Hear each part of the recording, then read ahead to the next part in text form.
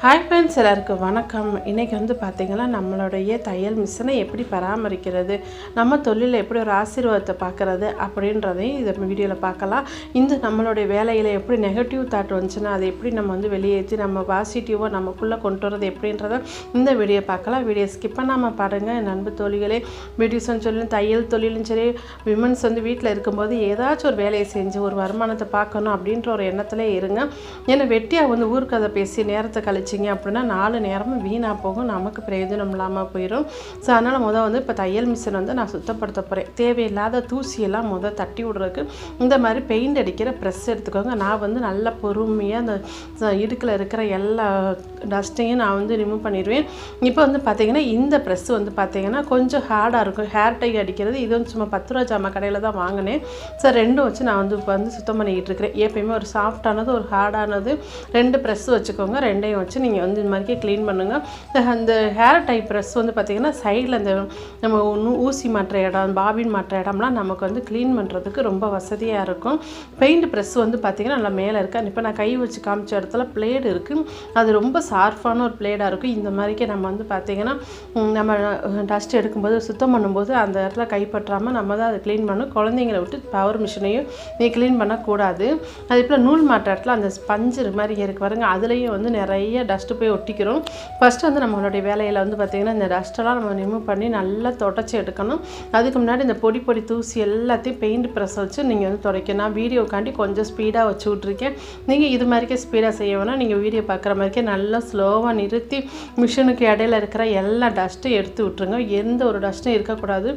அப்போ தான் நமக்கு வேலை செய்கிறதுக்கு ஈஸியாக இருக்கும். யாராச்சும் நம்ம தையல் தொழில் தச்சுக்கிட்டு இருக்கும்போது இந்த பாருங்கள் எப்படி தைக்கிது அப்படின்னு யாராச்சும் சொல்லும்போது கூட நமக்கு அந்த நெகட்டிவ் தாட் தாக்காமல் இருக்கும்.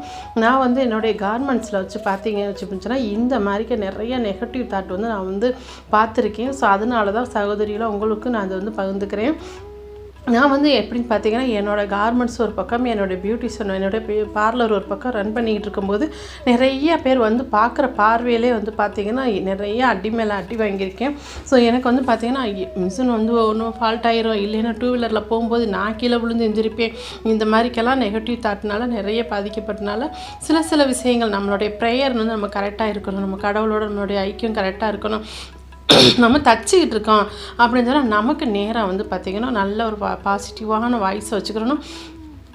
இப்போ பார்த்திங்கன்னா நமக்கு பார்த்திங்கன்னா இப்போ நான் மிஷின் எண்ணெய் எடுத்திருக்கேன். இப்போ இதை துடைக்க போகிறோம். துடைக்கிறதுக்கு பார்த்திங்கன்னா பச்சை கற்பூரம் கொஞ்சம் எடுத்திருக்கேன். சாதா கற்பூரம் ஒரு 3 எடுத்திருக்கேன்.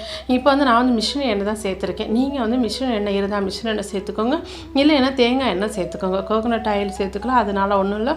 இந்த கற்பூரத்தை நல்லா நசுக்கி விட்ருங்க. ஏன்னா நம்மளுடைய மிஷினில் சின்ன சின்ன பூச்சிங்கெல்லாம் அடியில் இந்த மரத்துக்கு தாக்க வரும். ஸோ அந்த மரம்லாம் பாதுகாப்பாக இருக்கணும் அப்படின்றக்காண்டி இந்த கற்பூரம் சேர்க்குறோம். பொதுவாகவே நம்ம வீட்டு வாசல்லையும் சரி, நிலக்கதவு இதெல்லாம் இந்த மாதிரி நீங்கள் தொடச்சிங்க அப்படின்னு சொன்னால் அந்த மரம்லாம் ரொம்ப நாளைக்கு உழைக்கும். ஸோ இந்த மாதிரிக்கே பார்த்திங்கன்னா இந்த கற்பூரமும் நம்மளுடைய மிஷின் எண்ணெயும் சேர்த்துருக்கேன். கற்பூரத்தோடு நீங்கள் நம்ம இந்த தேங்காய் எண்ணெய் கூட வச்சுக்கலாம். இப்போ ஒரு நல்ல ஒரு காட்டன் துணி அல்லது ஒரு பனியன் கிளாத்தை வச்சு நீங்கள் நல்லா தொடச்சி விட்ருங்க. மிஷினில் சின்ன சின்ன தூசிகள் எல்லாம் வெளியேறணும். இது நல்லா துடைக்கும் போது பார்த்திங்கன்னா நல்ல வாசமாக இருக்கும். நம்ம மிஷின் பார்த்திங்கன்னா நமக்கே உட்காந்து தைக்கும்போது நல்ல ஒரு வாசம் கிடைக்கும்போது நம்ம மனசு ரிலாக்ஸாக இருக்கும்.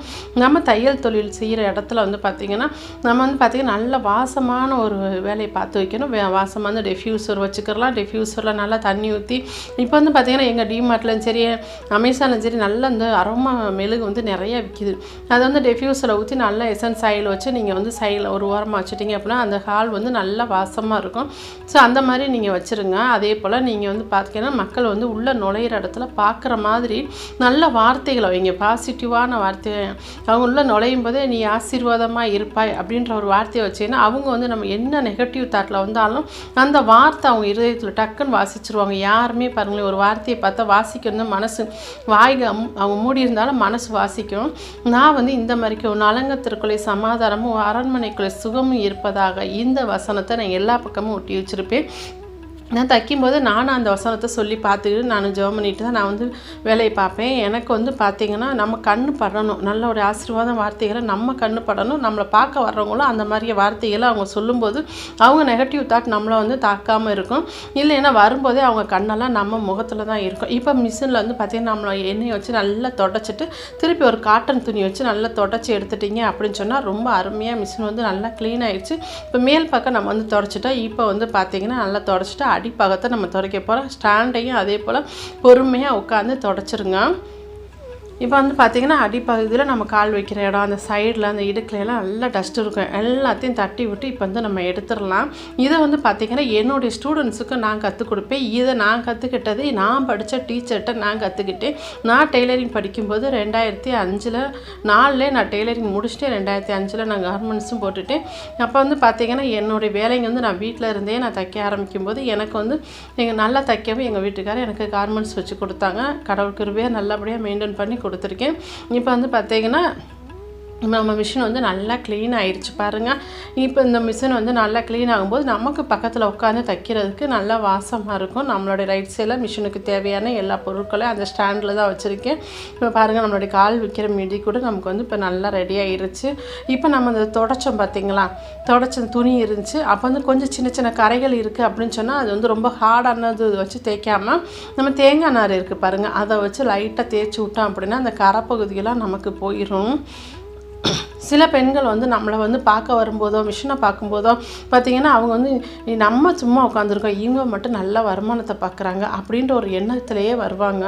ஸோ அப்படி இருக்கும்போது நம்ம இதெல்லாம் நல்லா தொடச்சிருவாங்க. நான் படித்த மேடம் என்ன செய்வாங்கன்னா இந்த துணியவும் இந்த நாரையும் என்ன செய்வாங்கன்னா நைட் வந்து மிஷினுக்கும் கார்மெண்ட்ஸுக்கும் டிஸ்டி சுற்றுவாங்கள்ல, அதை சுற்றி இதையும் சேர்த்து வாசலில் வச்சு எரிச்சு விட்ருவாங்க. ஸோ நான் வந்து டிஸ்டி சுற்ற மாட்டேன் அப்படின்னா ஒரு தெரு விட்டு மறு தெருவில் கொண்டு போய் தூக்கி எரிஞ்சிட்டு வந்துடுவேன். இதுதான் நான் கற்றுக்கிட்ட விஷயம். ஸோ எனக்கு வந்து நான் வந்து ப்ரேயர் காலையிலையும் சாயந்தரமும் மிஷின் மேலே கை வச்சு ப்ரேயர் பண்ணிடுவேன். இந்த வீடியோ எத்தனை பேருக்கு யூஸாக இருந்துச்சுன்னு சொல்லி வீடியோ லைக் கொடுத்துட்டு சப்ஸ்கிரைப் பண்ணிக்கோங்க. நம்ம சேனலில் வந்து சப்ஸ்கிரைப் பண்ணிக்கோங்க. இன்னும் யூஸ்ஃபுல்லான வீடியோ நிறையா பார்க்கலாம்.